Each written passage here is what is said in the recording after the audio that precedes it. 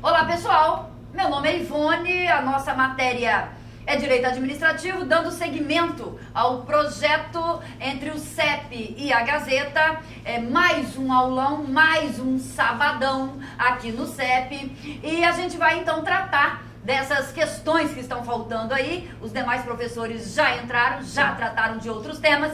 Nós trataremos do direito administrativo.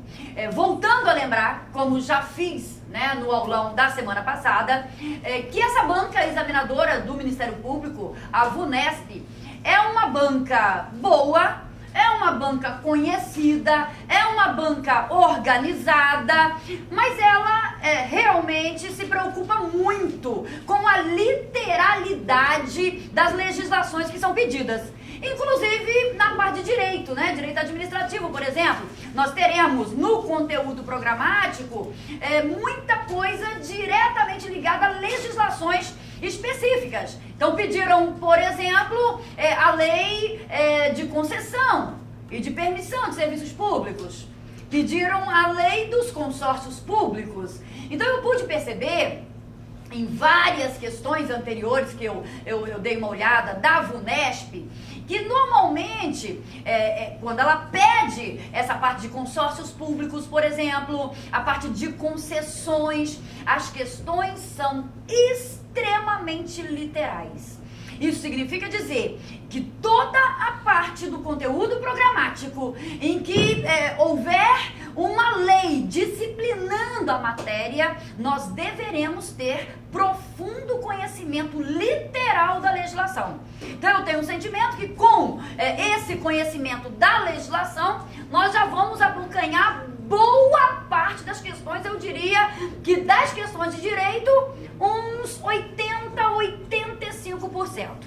Eu procurei, aqui no direito administrativo, selecionar questões da VUNESP que tenham sido aplicadas para concursos da magistratura, imaginem vocês, para juiz, para promotor de justiça, ou seja, que supostamente seriam questões com um nível um pouco mais puxado, um pouco mais elevado. Então foram essas questões que eu selecionei.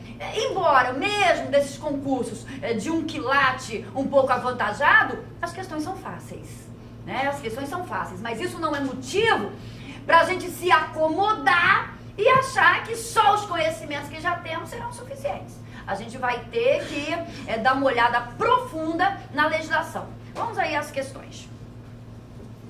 Assinale a alternativa correta no tocante à administração indireta. Uma questão facílima essa, está no conteúdo programático, a parte de organização administrativa. Então é claro que nós temos que ter aqueles basiquíssimos conhecimentos em relação à organização administrativa brasileira. Temos que lembrar de cara aí que a administração pública, em um primeiro momento, ela se subdivide em administração pública direta e administração pública indireta.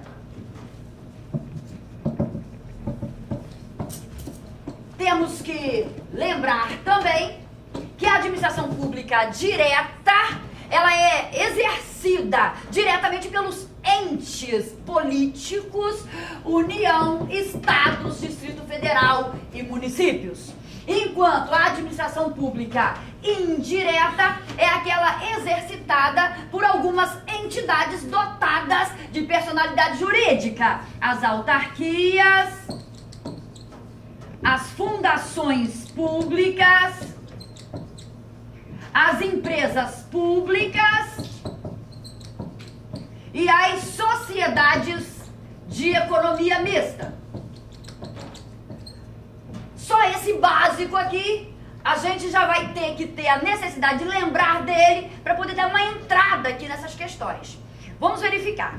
Assinale então a alternativa correta no tocante à administração pública indireta. Estamos falando então da atuação indireta da administração, porque na verdade isso aqui nada mais são do que modos de atuação da administração pública. A administração pública às vezes atua de forma direta, às vezes atua de forma indireta. Então a questão aqui envolve essa atuação indireta da administração. as empresas públicas podem revestir-se de qualquer das formas admitidas em direito, enquanto que as sociedades de economia mista devem ter a forma de sociedades anônimas. Sinceramente, é uma questão fácil demais, né? Mas que por diversas vezes eu encontrei repetida nas provas da VUNESP. Essa alternativa está correta. É exatamente isso que ocorre na administração pública indireta, não é isso, colegas? Exatamente isso que acontece. As empresas públicas,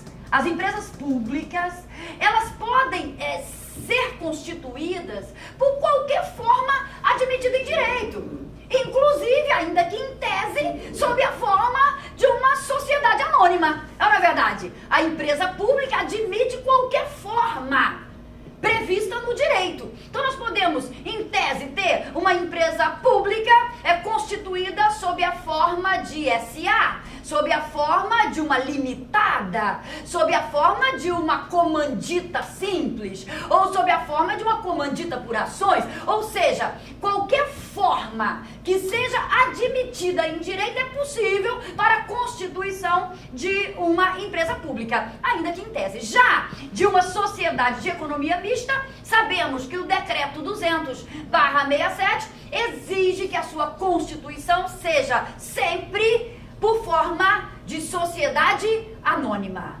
Então essa afirmativa da letra A está correta, é exatamente o que procurávamos. A alternativa correta. Vamos dar uma olhadinha nas demais alternativas.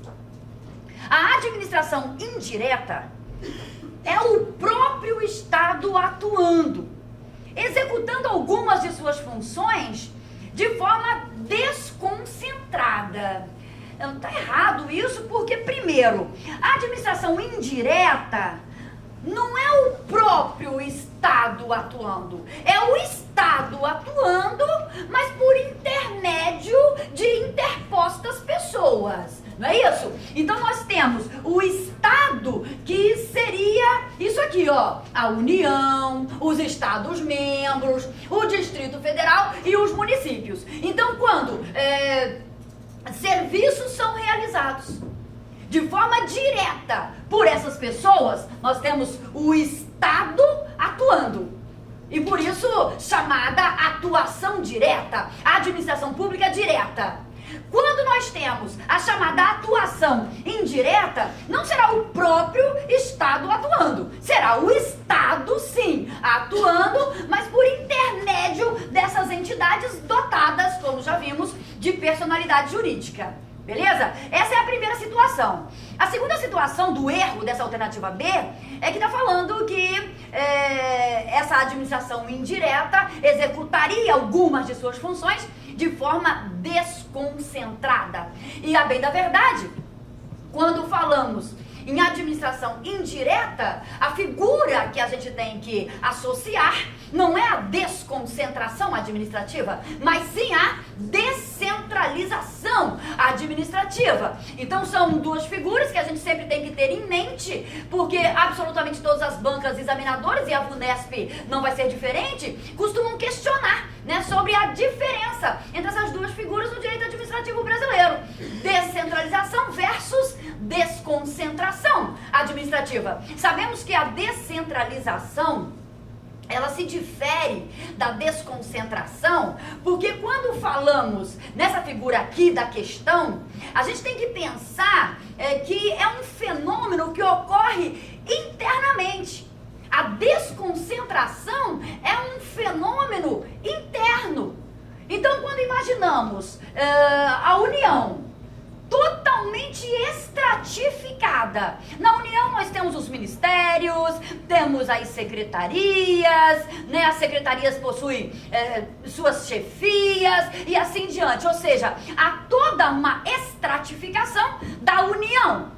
Essa estratificação com essa coisa de desconcentrar o poder de um só lugar para ter esse enraizamento para vários pontos diversos, Mas dentro da mesma pessoa é o fenômeno da desconcentração. Então, se a gente pensar no estado do Espírito Santo, quando a gente pensa assim, aqui no estado nós temos o poder executivo, nós temos o poder legislativo, nós temos o poder judiciário, e depois disso nós vamos ter várias secretarias ligadas ao executivo, vamos ter o Ministério Público, por exemplo, onde vamos trabalhar. O que é isso? O que é isso? Isso é o estado do Espírito Santo desconcentrado. Perfeito? Isso é desconcentração. Ou seja, ela não resulta em novas pessoas jurídicas. Nós temos que aplicar na figura da desconcentração a teoria do órgão público. Na figura da desconcentração, nós vamos sempre ter que lembrar dessa teoria do órgão público. O órgão público não possui personalidade jurídica própria. Em larga escala, até mesmo quando falamos dos poderes, né? A União possui o poder executivo, o poder legislativo, o poder judiciário. O Estado do Espírito Santo também possui os 3 poderes. Até mesmo os poderes não teriam uma personalidade jurídica própria. Tanto que falamos poder judiciário federal, porque está ligado à União. Poder judiciário estadual, porque está ligado ao Estado. Ministério Público Federal, Ministério Público Estadual. Ou seja, não há para essas figuras uma personalidade jurídica própria. A personalidade jurídica é da pessoa a qual estão vinculados. Isso é sempre muitíssimo importante. Então, a desconcentração administrativa trata-se de um fenômeno interno, ao contrário da descentralização, que é um fenômeno de dentro para fora. Quando falamos na figura da descentralização, temos que imaginar que sempre surgirá uma nova pessoa jurídica. Então, quando a União ela cria autarquias, por exemplo, quando ela necessita da existência de empresas públicas, sociedades de economia mista, de fundações públicas, aí estamos diante da descentralização administrativa. Então, desconcentração, fenômeno interno; descentralização, fenômeno de dentro da pessoa para fora, surgindo a partir daí uma nova pessoa jurídica de direito público. Aproveitando a oportunidade, temos que lembrar ainda que quando falamos na figura da desconcentração administrativa, sempre temos que pensar na feição hierarquizada da administração pública, e por isso que sempre correlacionado à desconcentração, nós teremos a figura da subordinação. Sempre. Já quando falamos em descentralização administrativa, não há que se pensar ou que se correlacionar à figura da subordinação, mas sim à figura da supervisão. Isso é sempre bastante importante também, ok? Então está errada a alternativa B, vamos para a alternativa C. A autarquia, a empresa pública e a sociedade de economia mista poderão explorar atividade econômica de produção ou comercialização de bens ou de prestação de serviços. Não é verdade, né, colegas? Não é verdade, porque a autarquia, ela não pode explorar atividade econômica. Não é verdade? A autarquia, ela é uma pessoa jurídica de direito público e ela vai se dedicar sempre à exploração, à prestação de serviços públicos. E aqui está generalizando, né? Está falando que a autarquia, assim como a empresa pública e a sociedade de economia mista, poderiam fazer isso. A empresa pública e a sociedade de economia mista, sim, poderão explorar, né, atividade econômica, assim como também poderão ser prestadoras de serviços públicos. Há uma dupla possibilidade, não é isso? Em se tratando de empresas públicas e sociedades de economia mista, cuja personalidade para estas duas estruturas é de direito privado. Então, ambas são pessoas jurídicas de direito privado, mas é possível que haja dupla vertente. Nós podemos ter uma empresa pública ou uma sociedade de economia mista que explore atividade econômica, mas também podemos ter uma das duas estruturas prestando serviço público. Não é verdade? Então há as exploradoras de atividade econômica e as prestadoras de serviços públicos. Mas isso são situações cabíveis para essas duas estruturas aqui, para essas duas pessoas administrativas, as empresas públicas e as sociedades de economia mista. A questão aqui incluiu as autarquias, que não seria possível. Tudo bem, colegas? Tudo bem? Então, a gente tem aí, por exemplo, INSS, uma autarquia federal. O que faz o INSS? O INSS, ele desempenha uma atividade tipicamente pública, que é cuidar de benefícios previdenciários. Banco Central do Brasil, uma autarquia, né, de natureza aí especial. O que faz o Banco Central do Brasil? Desempenha, por questões óbvias, uma atividade extremamente pública. Tudo bem, colegas? Tudo bem? Ao contrário, né, de empresas públicas e sociedades de economia mista, nós vamos encontrar várias, a maioria delas, explorando a atividade econômica. Então está errada também a alternativa C. Alternativa D. É possível, juridicamente, criar autarquia interestadual, né, entre estados, mediante a convergência de diversas unidades federadas para fins de planejamento, fomento e desenvolvimento regional. Na verdade, aqui já foi uma proposição um pouquinho mais profunda, exigindo um conhecimento jurisprudencial, em que o STF já se manifestou dizendo que essa competência aí, né, do desenvolvimento, o fomento para ele, é competência da União, e que não poderia então ser criada uma autarquia, ainda que envolvesse vários estados, né, para poder cuidar desses assuntos, planejamento, desenvolvimento, porque isso é competência da União. Então aí você já teria que saber o posicionamento do Supremo Tribunal Federal para poder alcançar essa resposta aqui. Letra E. A Ordem dos Advogados do Brasil é uma autarquia especial federal, integrante da administração indireta da União. Também aqui, evidentemente, teríamos que ter conhecimentos, né, de posicionamentos não muito antigos, eu diria até que recentes, do Supremo Tribunal Federal. O Supremo entendeu que a OAB ela não faz parte da administração indireta, ela seria uma estrutura sui generis, né? Foi o termo utilizado pelo Supremo Tribunal Federal, possuiria uma natureza ímpar, também usando ainda as palavras do Supremo Tribunal Federal. Então, normalmente, colegas, esses conselhos fiscalizadores das profissões, eles possuem uma natureza de autarquia. Eles foram criados com essa natureza. E a OAB, ela é um conselho fiscalizador de uma profissão. Então ela teria, antes dessa posição expressa do STF, essa mesma concepção, né, essa natureza autárquica. Mas por construção jurisprudencial, hoje nós não podemos afirmar que a OAB ela seja uma autarquia e que pertença à administração pública indireta, porque o STF já falou o contrário. Falou que ela não pertence à administração pública indireta. Isso tem caído direto em absolutamente todos os concursos, porque é uma posição importantíssima, né, do Supremo Tribunal Federal. Até a VUNESP vem perguntando isso. E você tem que saber que a OAB então seria o quê? A OAB não seria nada, né? Ela seria esse ser aí, sem uma caracterização dentro do direito administrativo brasileiro, né? Figura sui generis, figura ímpar, que não quer dizer nada em termos de caracterização do direito administrativo, tá certo? Mas sabendo isso, a gente consegue responder uma questão como essa, por exemplo. Ok, gente? Então, a questão 25, a alternativa A é a resposta correta. A próxima, 26.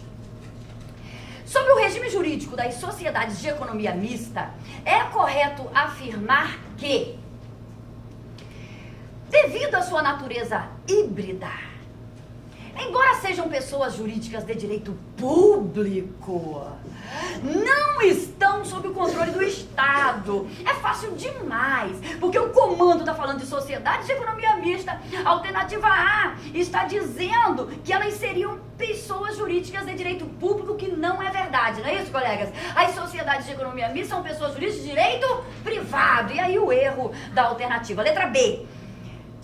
As sociedades de economia mista sujeitam-se ao regime próprio das empresas privadas quanto às obrigações civis. É verdade até aí. O artigo 173 da Constituição Federal diz isso. Então até aí tá certo. Mas possuem privilégios trabalhistas e tributários equivalentes aos dos entes públicos. Certo ou errado? Errado. O artigo 173 da Constituição Federal, que é super importante para a gente que está estudando, né, essas duas estruturas da administração pública, as empresas públicas e as sociedades de economia mista, esse dispositivo constitucional, ele deixa muito claro que essas estruturas, exatamente pelo sistema de concorrência que elas estão sujeitas a ele, elas não terão privilégios trabalhistas, tributários, que não sejam extensivos à iniciativa privada.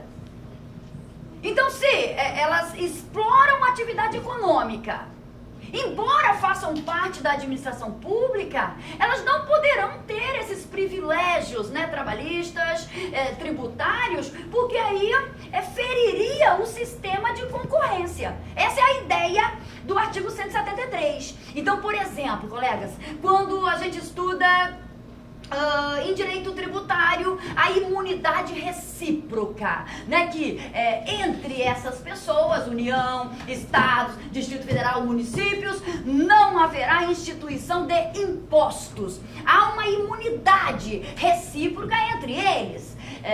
A União não pode cobrar impostos do Estado, o Estado não pode cobrar da União. O município não pode cobrar IPTU da União ou do Estado por possíveis imóveis urbanos de que sejam proprietários. Por quê? Porque a Constituição impõe essa imunidade recíproca. E diz mais, a Constituição estende essa imunidade recíproca às autarquias e às fundações públicas mantidas pelo poder público. Então, quando falamos em autarquias e fundações públicas, elas gozam da imunidade recíproca própria da Fazenda Pública,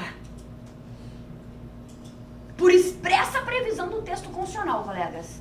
Agora, as empresas públicas e sociedades de economia mista, elas deverão pagar impostos, porque não gozam da imunidade. Imaginem vocês, o Banco do Brasil não tem que pagar imposto, a Caixa Econômica Federal não tem que pagar imposto, enquanto o Itaú paga, enquanto o Bradesco paga. Estão entendendo, colegas? E exploram a mesma atividade econômica. Parece-me que seria uma concorrência extremamente desleal da administração pública em relação à iniciativa privada, totalmente privada. Essa é a ideia, né, do artigo 173 da Constituição, quando diz, então, que privilégios trabalhistas, privilégios tributários não serão extensivos, né, a empresas públicas e sociedades de economia mista, caso também não sejam extensivos à iniciativa privada. Tudo bem, colegas? Tudo bem? Bom, letra C. Segundo o entendimento doutrinário e jurisprudencial, as sociedades de economia mista são favorecidas com o prazo quinquenal de prescrição das ações de indenização contra elas ajuizadas. Bom, na verdade aqui nós temos que tomar cuidado, né? O que a doutrina e a jurisprudência construíram é que, em se tratando de sociedade de economia mista, prestadora de serviço público, o prazo de prescrição vai ser o mesmo da Fazenda Pública, que é o de 5 anos. Em se tratando de sociedade de economia mista, prestadora de serviço público. Mas se for uma sociedade de economia mista exploradora de atividade econômica, o prazo prescricional será o do Código Civil aplicável a todas as pessoas jurídicas de direito privado. Até mesmo por expressa dicção do artigo 173 da Constituição, que diz que aplicar-se-ão as regras civilistas às empresas públicas e sociedades de economia mista. Então, em termos gerais, nós vamos ter o prazo prescricional lá do artigo 206 do Código Civil, que é aquele prazo genérico de 3 anos, para as sociedades de economia mista em relação às ações indenizatórias ajuizadas contra elas. Beleza? Agora, em se tratando de uma sociedade de economia mista, prestadora de serviço público, aí sim, então, ela vai gozar dessa prerrogativa e o prazo prescricional seria o mesmo da Fazenda Pública, que são 5 anos. Então, tá errada aqui a alternativa, porque o comando da questão está falando das sociedades de economia mista. No geral, concordem, colegas, rapidinho. No geral. E aqui na alternativa C, está trazendo uma situação que não é aplicável às sociedades de economia mista em geral. Aí que seria o erro da alternativa. Letra D. As sociedades de economia mista podem ser constituídas juridicamente por qualquer das formas admitidas em direito, colegas, desde que sejam pluripessoais e com predomínio de capital do poder público. Isso aí é só para confundir um pouquinho, porque na verdade elas não podem ser constituídas por qualquer das formas. Isso é uma característica das empresas públicas e não das sociedades de economia mista, porque sociedade de economia mista somente poderá ser constituída sob a forma de SA. Vocês são muito bons. E pra gente terminar, a alternativa é que só pode ser essa correta, né, colegas? Estamos procurando a correta, já estamos na última, não encontramos nenhuma até agora certa, só pode ser essa. Sobre o regime jurídico das sociedades de economia mista, é correto afirmar que os seus bens, integrantes do seu patrimônio, são considerados bens privados, mesmo aqueles provenientes do ente federativo que a instituiu. Ou seja, em outras palavras, o que o examinador está perguntando aqui, vem cá, os bens das sociedades de economia mista são penhoráveis? São bens privados? Podem, por exemplo, ser penhorados? Porque os bens públicos, eles possuem uma cláusula de impenhorabilidade, de inalienabilidade. Não é isso, colegas? Os bens públicos não podem ser penhorados, por isso, inclusive, a Constituição Federal, no artigo 100, prevê a sistemática do precatório. Temos que saber o seguinte: será que é aplicável para sociedades de economia mista a mesma sistemática que é aplicável para a União, para os estados, para o Distrito Federal, para os municípios, para as autarquias, para as fundações públicas de direito público, cujos bens são públicos e não podem ser penhorados? Por isso que a execução dessas pessoas é uma execução por uma via totalmente diferente, totalmente especial, que é a figura do precatório. Tem que ter inclusão na dotação orçamentária, nos termos do artigo 100 mesmo, para que haja o pagamento das dívidas dessas pessoas jurídicas de direito público. Mas se a gente pensar no Banco do Brasil, Banco do Brasil é uma sociedade de economia mista. Devedor do débito X não pagou, vai ser executado o Banco do Brasil. E os bens do Banco do Brasil podem ser penhorados para garantir o pagamento dessa dívida, colegas? Pode. Os bens são privados. Os bens das sociedades de economia mista, a questão aqui somente está tratando delas, mas eu posso afiançar para vocês que igual solução também é dada para as empresas públicas. Os bens são privados. Os bens podem ser penhorados, mas, colegas, Aqui a alternativa está correta, não há qualquer senão, o examinador foi super tranquilo, mas temos que saber que os senões também deverão ser conhecidos.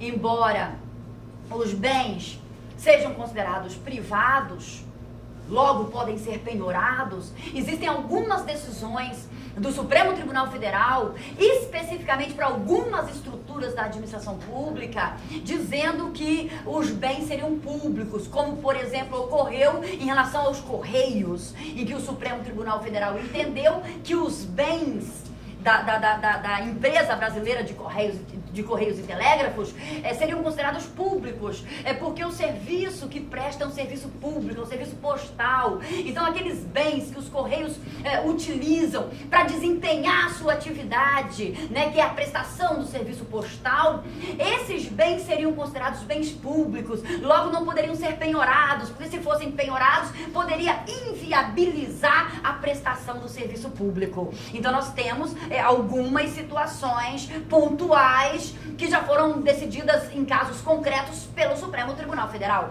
Mas no direito administrativo, como regra geral, os bens das empresas públicas e sociedades de economia mista são considerados bens privados, nos termos da proposição aqui, letra E, que é a correta, segundo o gabarito oficial da VUNESP. Próxima questão, 27.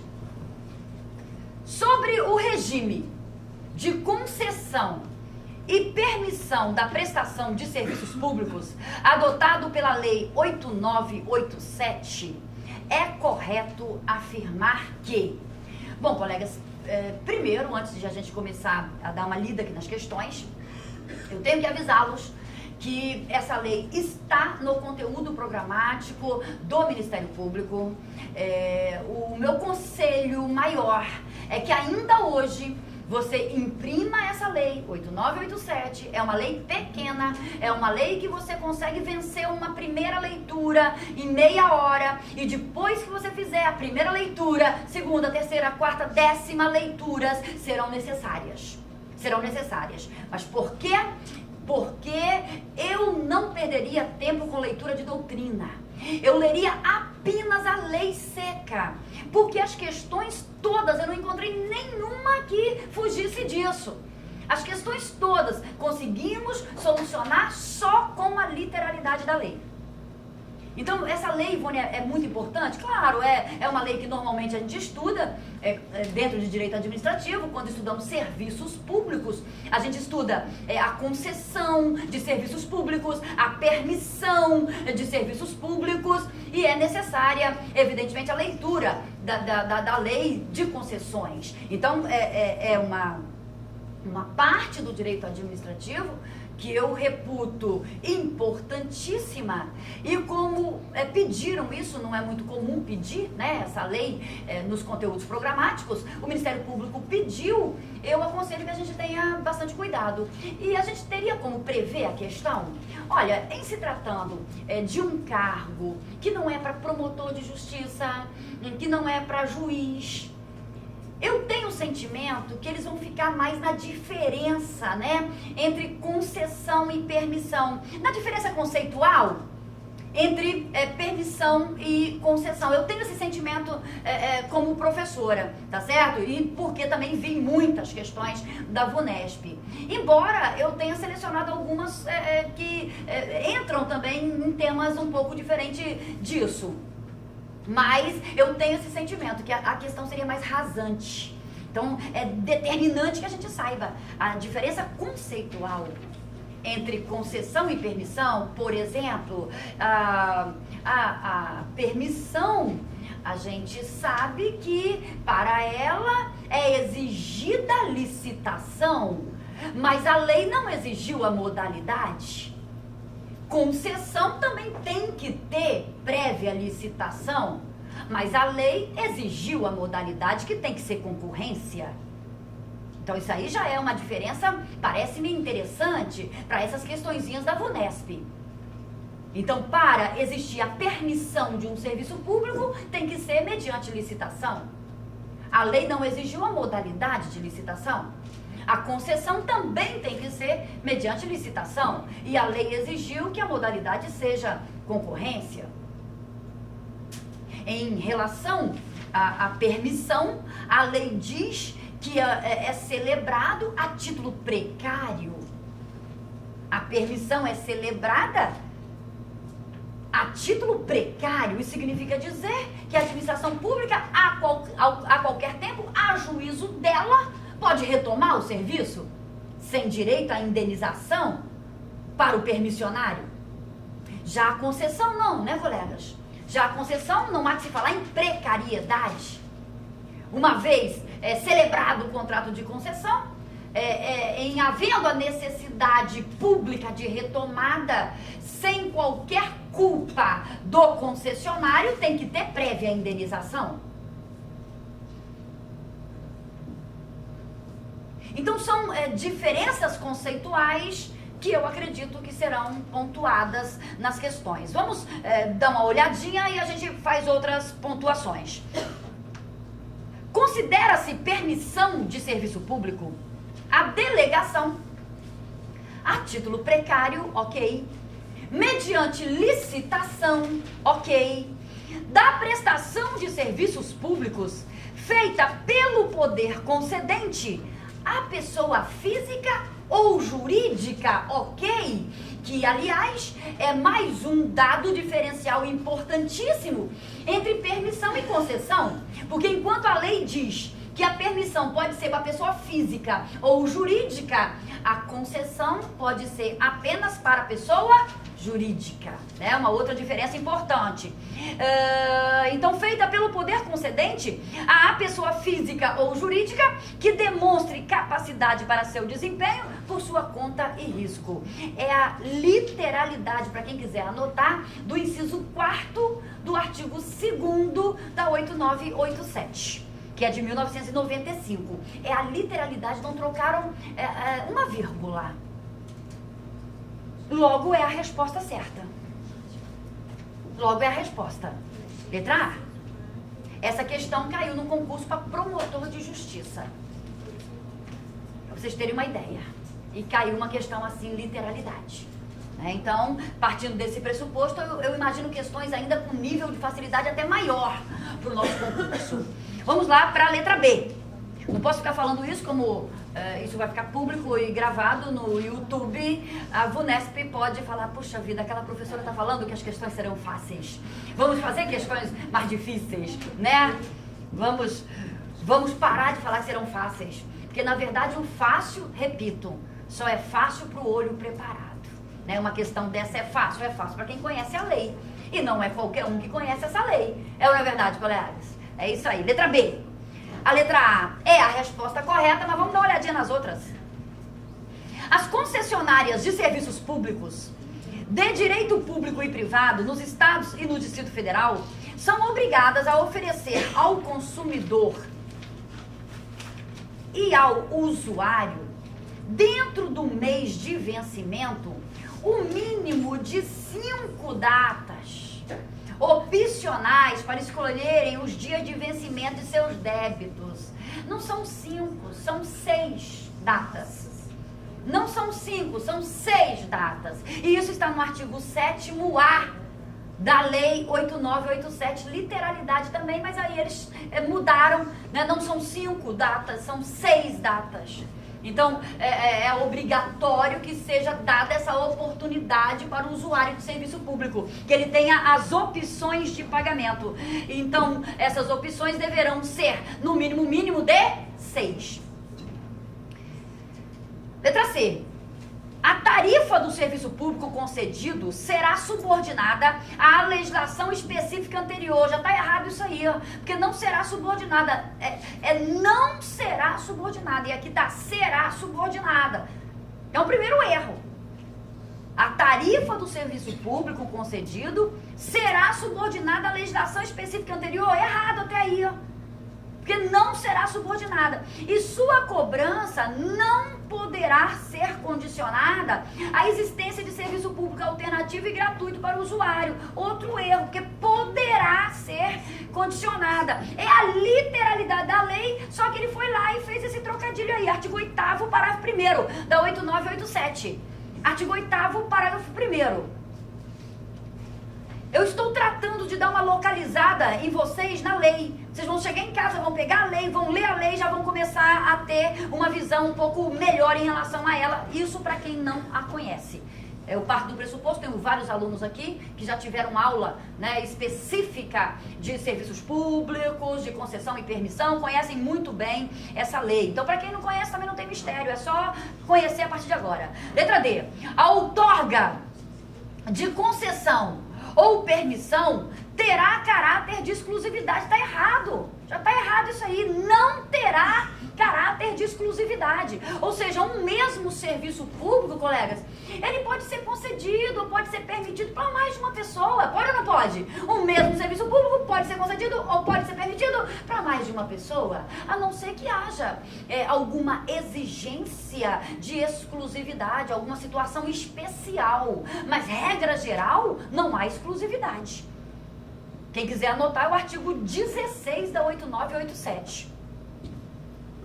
Letra E. Ressalvados os impostos sobre a renda, a criação, alteração ou extinção de quaisquer tributos ou encargos legais, após a apresentação da proposta, mesmo que comprovado seu impacto, não implicará a revisão da tarifa? Errado, porque implicará alteração nessas contingências econômicas. Isso pode implicar uma revisão, sim, da tarifa, que é cobrada pela prestação do serviço público. Pode ser feita uma revisão para mais ou para menos, dependendo do caso, dependendo da situação econômica ligada a encargos sociais, ligada a tributos novos que surgiram, né, ou que foram extintos. Então são novas situações postas a partir, após a celebração do contrato, que pode implicar sim na revisão do valor da tarifa cobrada do usuário do serviço público, que foi concedido ou que foi permitido. Ok? Então tá errada aí essa alternativa E. Questão 28. A extinção da concessão do serviço público. A extinção, colegas. A concessão, ela pode ser extinta, de acordo com a 8987, por vários meios, né? Por vários meios. Caducidade, encampação, rescisão. São várias situações trazidas na Lei 8987 para extinção da concessão do serviço público. Então está dizendo aqui a questão, a extinção da concessão do serviço público pela caducidade não resultará, já fui direto na lei, olha só, já fui direto na lei. Pela caducidade, resultará na responsabilidade solidária, porque está errado. Não resultará. A extinção da concessão do serviço público pela caducidade não resultará na responsabilidade solidária do poder concedente em relação aos encargos, ônus, obrigações e compromissos com terceiros ou com empregados da concessionária. Olha só para vocês lembrarem rapidinho. Quando a concessão ela é extinta pela caducidade, essa expressão caducidade, muita gente confunde, achando que caducidade é porque terminou o prazo do contrato de concessão. Não é verdade. Essa aí é uma outra hipótese de extinção da concessão.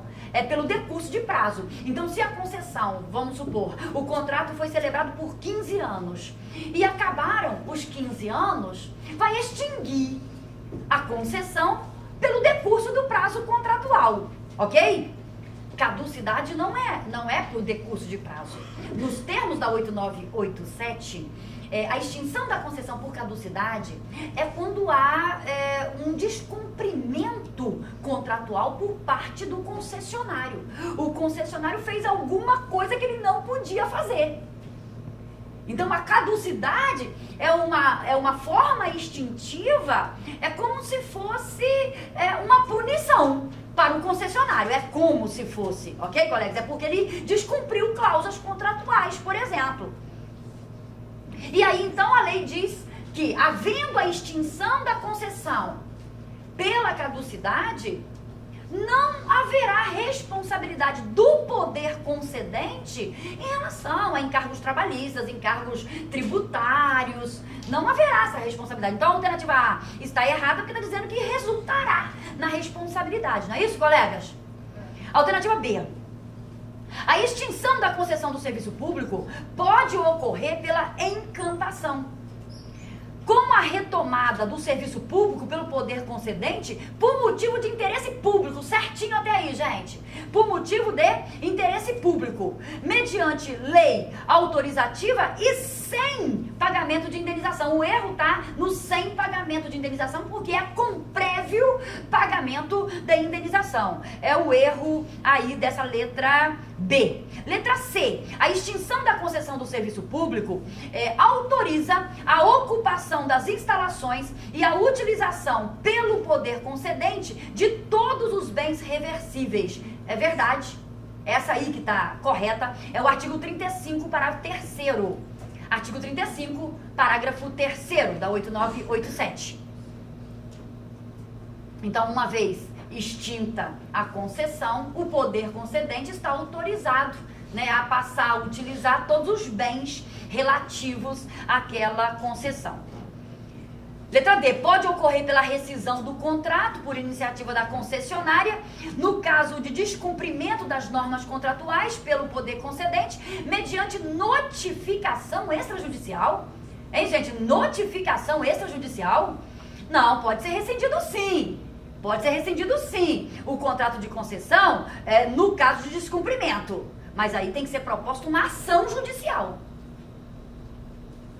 Uma ação judicial para rescindir esse contrato. E não apenas uma notificação extrajudicial do concessionário. Quem quiser anotar é o artigo 39 da Lei 8987. E por fim, não pode se dar a extinção do serviço público, a extinção da concessão do serviço público não pode se dar pela ocorrência de falência ou extinção da empresa concessionária e falecimento ou incapacidade do titular no caso de empresa individual. Tá errada a alternativa, porque é exatamente o contrário. Pode se dar, né? Pode se dar. E aqui está falando que não pode. Então, em se tratando de empresa individual, houve a falência, houve o falecimento do titular da empresa individual, pode ocorrer aí a extinção da concessão. Para quem quiser anotar, é o artigo 35, inciso 6º da 8987. A seguinte: assinale a alternativa correta sobre a prestação de serviços públicos. A essencialidade dos serviços e o vínculo imediato com os direitos fundamentais são fatores que indicam o dever de gratuidade na prestação pela concessionária aos usuários que, por qualquer razão de fato ou de direito, simplesmente aleguem estar sem condições de pagar a respectiva contraprestação. Será que existe, gente, esse dever de gratuidade em relação à prestação dos serviços públicos? O que existe é o dever de continuidade, não o dever de gratuidade. E como existe esse dever de continuidade da prestação dos serviços, acaba tendo uma discussão doutrinária muito grande. Se poderia, por exemplo, em se tratando de serviços essenciais, na falta de pagamento pelo usuário, ter o corte da prestação dos serviços. Então acaba existindo uma discussão muito grande em relação a isso. Mas não é que haja um dever de gratuidade. Há um dever de continuidade na prestação do serviço público. Então, às vezes, em se tratando de um serviço público essencial e o usuário, ele não efetua o pagamento, aí nós temos no direito pátrio correntes, né? Correntes. Uma corrente que defende que não pode ter o corte da prestação do serviço, tendo em vista a essencialidade daquele serviço público. E outros que defendem que pode sim ter o corte por falta de pagamento, por porque não havendo corte feriria o princípio de igualdade com os demais usuários que pagam pela prestação do serviço. Então daí nós temos essas correntes, temos várias jurisprudências em relação a isso. Pode a empresa de luz cortar a energia elétrica? Pode a empresa de água e esgoto cortar o serviço de água quando não há o pagamento? Então nós temos as mais diversas decisões e as mais diversas compreensões no direito pátrio. Uma coisa é certa, não existe o dever de gratuidade. Não é só o usuário falar que não pode pagar que ele vai ter o serviço gratuitamente. Existe o dever de continuidade da prestação e, tendo em vista esse dever da continuidade da prestação do serviço público, surgem algumas correntes daí em diante. Tudo bem? Então está errada essa proposição A. Letra B. O direito do consumidor não pode ser aplicado no âmbito dos serviços públicos, em virtude da solidariedade existente entre os usuários, pois a vantagem especial assegurada a um deles poderia comprometer a prestação aos demais. Não é verdade. Aplica-se o Código de Defesa do Consumidor, sim, à prestação e ao uso dos serviços públicos. Entende-se que é uma relação de consumo aí. Nós somos usuários de serviços públicos, sobretudo com a nova modalidade de administração pública, que é a gerencial, onde o usuário de serviço público ele é visto como um cliente da administração pública. Então, se o modelo de administração pública é o gerencial, se nós, usuários de serviços públicos, somos vistos por este modelo como clientes da administração pública, vai ser aplicado o Código de Defesa do Consumidor. E eu digo mais, o CDC, no artigo 22, prevê expressamente isso. Letra C. Diante do princípio da transparência, constitui dever, seja do concedente, seja do concessionário, o de fornecer aos usuários as informações para a defesa de interesses individuais e coletivos. Cabe aos usuários ainda, como sujeitos interessados na boa prestação do serviço, o direito de representação no sistema de fiscalização dos serviços concedidos. Colegas, vamos combinar. A gente precisava saber alguma coisa para saber que essa alternativa está certa? Precisava ter lido alguma coisa ou só o senso comum de qualquer um de nós como usuário de serviços públicos já marcaria essa alternativa? Questão facílima da VUNESP. E não é o tipo de questão que a gente espera, porque realmente isso aqui, o bom senso faria com que qualquer um no sistema de eliminação acertasse a questão. Não é uma questão interessante pra gente. Essa aí a alternativa. A alternativa C é a correta. Não vou nem repetir porque ela se explica. Ela se explica. É só você ler com calma depois, sem fome. Letra D. Quando prestado por meio de concessão, o regime passa a ser exclusivamente de direito privado? Será que é verdade isso, gente? Quando prestado por meio de concessão, o regime passa a ser exclusivamente de direito privado? Única forma de assegurar a continuidade, a generalidade e a adequação do serviço público e também de garantir o acesso a um maior número de usuários? É mentira isso. Não é verdade. Não pode passar a ser exclusivamente de direito privado, mesmo porque toda regulamentação do serviço público, ele continua com o poder concedente. Então, ainda que tenha havido a concessão da exploração de um serviço público para uma pessoa jurídica aí, da iniciativa privada, evidentemente que o poder de regulamentação continua com o poder público. Então, o regime ele não passa a ser inteiramente de direito privado, porque houve a delegação mediante concessão. Não está errada a alternativa. Letra E. A concessão transfere integralmente para o concessionário os poderes de polícia inerentes ao concedente. Também está equivocada aqui a proposição. Na verdade, é claro, na medida em que há a concessão de um serviço público, o concessionário ele passa a ter poder de polícia. Pode apreender mercadorias, pode apreender veículos. Então, existe sim, para o concessionário, o poder de polícia. Agora, deverá ser exercitado com muito cuidado para que não haja lesão a direitos individuais e, evidentemente, que esse poder de polícia, que é inerente ao poder concedente da exploração do serviço público, não passa integralmente para o concessionário, colegas. O concessionário passa a tê-lo, mas não integralmente. Daí o equívoco da questão. A próxima, questão 30.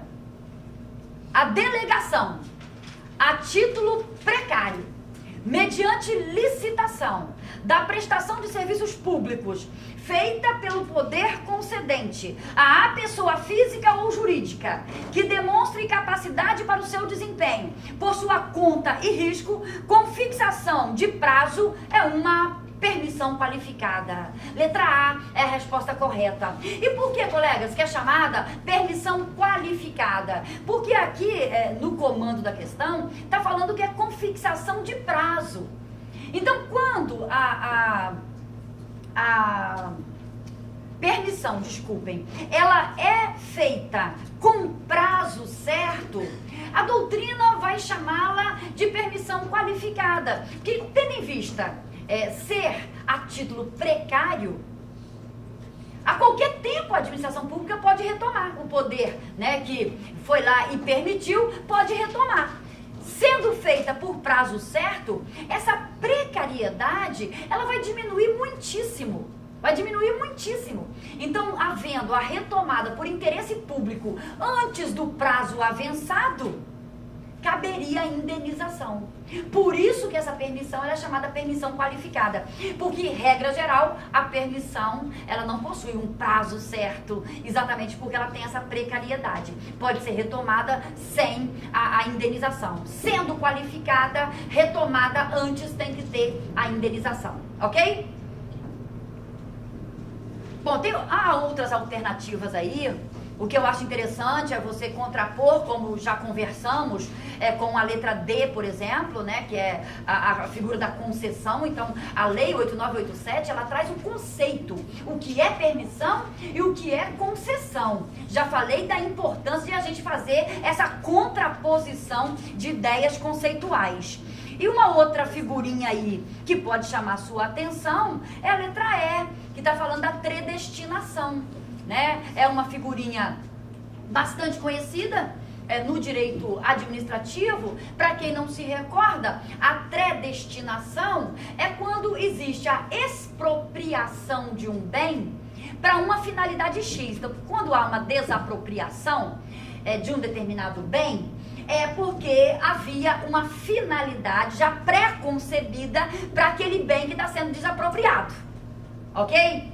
Quando essa finalidade ela é desviada, a gente chama de predestinação. Foi dado um outro destino para aquele bem expropriado. Um destino diferente daquele inicialmente imaginado para o bem expropriado. Aí nós estaremos diante da predestinação, que não tem absolutamente nada a ver com o comando dessa questão. Só colocaram aí para poder dar uma confundida. E como a gente estuda isso dentro de bens públicos, que tem, de uma certa forma, uma ligação com a organização da administração, é interessante que a gente saiba. Então, a questão 30 ficou a letra A. Estamos caminhando para o final, não podemos deixar de ver a questão 31. Assinale a alternativa correta a respeito do poder de polícia, uma outra parte do conteúdo programático do concurso do Ministério Público Espírito Santo. Poder de polícia. Então, nós temos que conhecer os poderes da administração. E o mais importante, o mais cobrado em prova, colegas, sabemos, é o poder de polícia. O poder de polícia pode condicionar o exercício de um direito individual, mas não pode restringir o direito de propriedade. Não é verdade. O poder de polícia, ele pode restringir, sim, o direito de propriedade. Pode, mediante o exercício do poder de polícia, a administração pública pode apreender mercadorias, pode apreender nosso veículo, pode ou não pode? Pode interditar estabelecimentos. Então, na verdade, o poder de polícia, que tem como conceito restringir, podar liberdades individuais em prol do coletivo. Né? A administração pública, ela possui o poder de polícia para isso, para poder exatamente limitar, restringir as liberdades individuais, mas sempre em prol do bem-estar social. Então, às vezes, para que haja um bem-estar social, deverá ter a limitação ou a restrição de um direito individual. Então, claro que temos o direito de propriedade, garantido no artigo 5º da Constituição, mas esse direito não é absoluto, porque ele pode sofrer limitações e restrições quando, por exemplo, a administração pública ela apreende uma mercadoria de nossa propriedade, utilizando, claro, para fazê-lo, o poder de polícia. Então está errada a alternativa A. A alternativa B, a fixação do horário bancário para atendimento ao público é da competência dos estados. Na verdade, essa questão tinha um pouco a ver com a questão de bancos, eu não me lembro exatamente para qual instituição que ela foi cobrada, mas por isso que essa questão está aqui, ligada à competência para fixação do horário do funcionamento dos bancos. E que está errada a proposição, essa competência não é dos estados, a competência é da União, e nós temos inclusive uma súmula do STJ, é a súmula 19, né, que diz que a competência é da União. Uma diferenciação entre a polícia administrativa e a polícia judiciária é que esta, né, a judiciária, atua de forma preventiva e repressiva. E aquela, né, a polícia administrativa, somente preventivamente. Tá errado também, né, colegas? E aí nós temos que tomar um cuidado, porque por essa questão da VUNESP, a gente não consegue saber exatamente qual corrente que ela adere.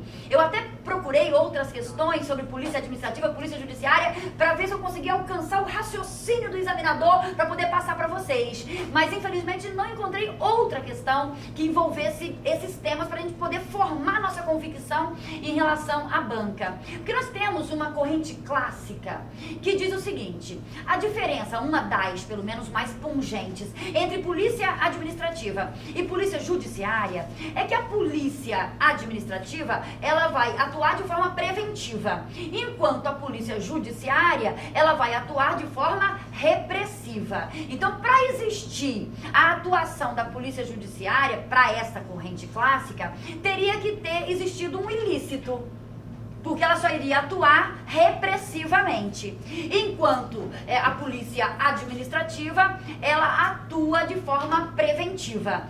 Essa é a corrente tradicional do direito administrativo. Fica fácil, olha, ó, polícia administrativa atua preventivamente, a polícia judiciária atua repressivamente. Mas acontece que nós temos uma corrente mais moderna, mais abrangente, em que é defendida a seguinte situação: a bem da verdade, as duas podem atuar nas duas coisas. A polícia administrativa, ela pode atuar tanto preventivamente como repressivamente.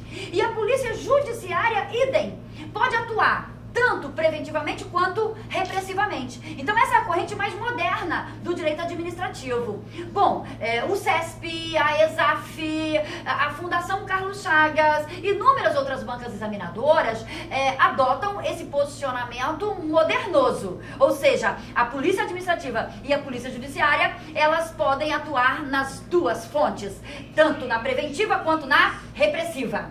Tudo bem, colegas? Não consegui descobrir o raciocínio da VUNESP. Nós não temos tantas questões assim da VUNESP. E essa questão aqui não nos permite realmente saber qual que ela adota. Mas eu já vou deixar a minha dica para vocês. Se eu tiver que preferir entre a corrente tradicional, clássica e a moderna, é lógico que eu vou preferir a corrente moderna, né? Que a polícia administrativa e a polícia judiciária, ambas podem atuar nas duas frentes, nas duas frontes, tanto preventivamente quanto repressivamente. Ok? Então está errada aí essa alternativa C, por qualquer um dos ângulos que a gente analise, estaria errada essa alternativa C. Alternativa D, a atividade do poder de polícia se efetiva por meio de atos concretos. Atos concretos, colegas, apreensões de mercadoria, por exemplo, interdições ações, de estabelecimentos, são atos concretos. O poder de polícia, ele se manifesta mediante atos concretos da administração pública, não é isso, colegas? Que interdita, que pune, então isso são atos realmente concretos, mas não por atos normativos de conteúdo genérico. Não, tá errada essa parte final, né? Mas não por atos normativos de conteúdo genérico. Atos normativos de conteúdo genérico, por exemplo, um decreto, uma resolução, uma portaria. E, na verdade, nada obsta que, por exemplo, uma instrução normativa da Receita Federal preveja uma determinada situação em que mercadorias serão apreendidas. Uma instrução normativa da Receita Federal pode prever uma apreensão de mercadoria em determinadas situações. Pode ou não pode? Bom, se vai apreender mercadorias, tem que ser exercitado o poder de polícia. E uma instrução normativa é um ato administrativo normativo. Então está errada aqui a proposição. Repito, nada obsta que haja dentro de um conteúdo, de um decreto, de uma resolução, de uma portaria, de uma instrução normativa, uma expressão do exercício do poder de polícia por parte da administração pública. Ok, colegas? Então estaria errada essa proposição. Vamos para a última da questão 31. Exemplo de ato de consentimento do poder de polícia é a licença, que é ato administrativo vinculado, né? É um posicionamento clássico do direito administrativo. A licença é um ato administrativo vinculado, ou seja, eu preciso de uma licença para essa escola funcionar. E existem vários preceitos que deverão ser atendidos. Se são atendidos todos os preceitos legais, não há qualquer discricionariedade para a administração pública. Ela é obrigada a conceder a licença de funcionamento da escola. Logo, a licença, ela funciona como um ato administrativo vinculado, mas evidentemente quando você imagina sob esse prisma que acabei de explicar, quando são cumpridas todas as exigências pela administração pública. A resposta correta é essa, letra E. E por fim, colegas, a última questão, 32, sobre consórcios públicos, que também é uma parte do nosso conteúdo programático. Estão exigindo a Lei 11.107, que é de 2005, a Lei 11.207, que é de 2005, que é a Lei dos Consórcios Públicos.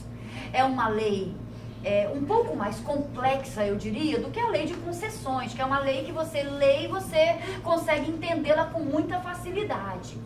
Em relação a consórcios públicos, eu acho muito interessante que a gente tenha uma aula sobre consórcios públicos. Essa lei, ela pode ser lida, deve ser lida, as questões seguramente serão literais, mas é necessária uma compreensão também em cima dessa lei. É importante você ter noções básicas, né, da lei de consórcios públicos, como por exemplo, o que seria isso? O que é um consórcio público? Quando entes, né, dois ou mais entes, municípios, estados, ou até mesmo municípios e estados, eles se juntam para uma finalidade pública, formam um consórcio. Esse consórcio, então, será chamado consórcio público.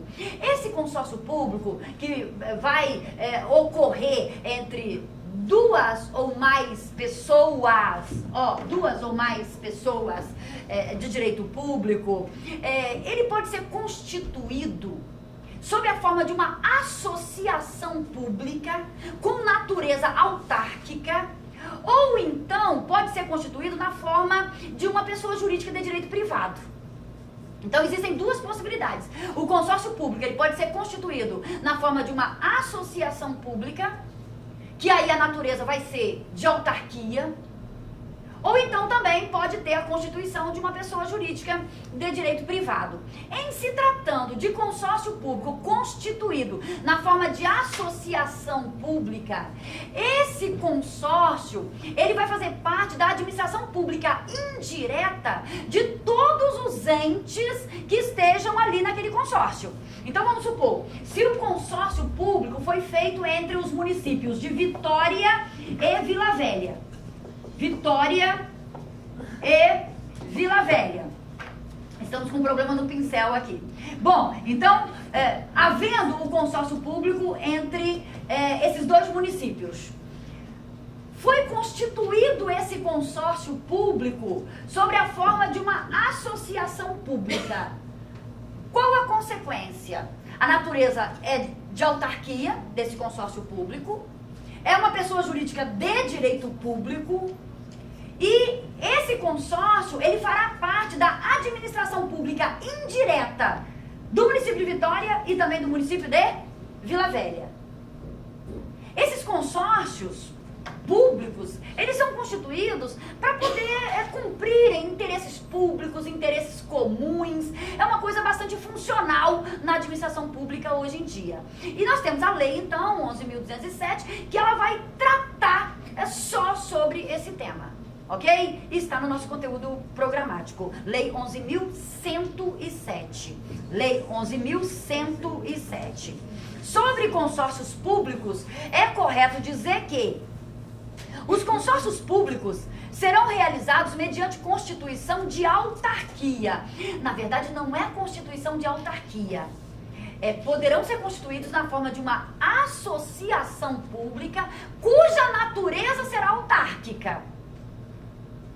Associação pública cuja natureza será autárquica. Então tá errado já isso aí. Sendo vedada a instituição por pessoa jurídica de direito privado. Tá errado também, porque esse consórcio, ele pode ser constituído, né, na forma de uma pessoa jurídica de direito privado. Então tá errado aí também. Para quem quiser anotar, é o parágrafo 1º do artigo 1º, parágrafo 1º do artigo 1º da Lei 11.107, que é de 2005. Letra B. A União somente participará dos consórcios públicos em que também façam parte todos os estados em cujos territórios estejam situados os municípios consorciados. É essa que está certa. E é a literalidade do artigo 1º, parágrafo 2º da Lei 11.107. E o que está dizendo aí é o seguinte, gente. Existe um consórcio entre os municípios de Vitória e Vila Velha. A União está querendo participar desse consórcio. É possível a participação da União nesse consórcio público aqui? É possível, desde que o Estado do Espírito Santo também esteja participando. Ou seja, para a União participar de um consórcio público, os estados em que os municípios que participam do consórcio deverá, né, o Estado participar do consórcio. Então, se nós temos dois municípios aqui no consórcio público, ó, Vitória e Vila Velha, ambos estão no Estado do Espírito Santo. Qual a condição para a União participar desse consórcio público? Se ela quiser, é que o Estado do Espírito Santo também participe dele. É isso que está escrito aqui e é a alternativa correta. Ok, gente? De acordo com o artigo 1º, parágrafo 2º da Lei 11.107. Bom, essa é a resposta da questão 32. Não vamos verificar as demais, porque estão todas, lógico, incorretas. Já encontramos a correta. Foi um prazer enorme estar com vocês, brincar com vocês. Mais uma vez, muito obrigada. Na semana que vem teremos mais um fascículo da parceria CEP e a Gazeta. Um abraço a todos.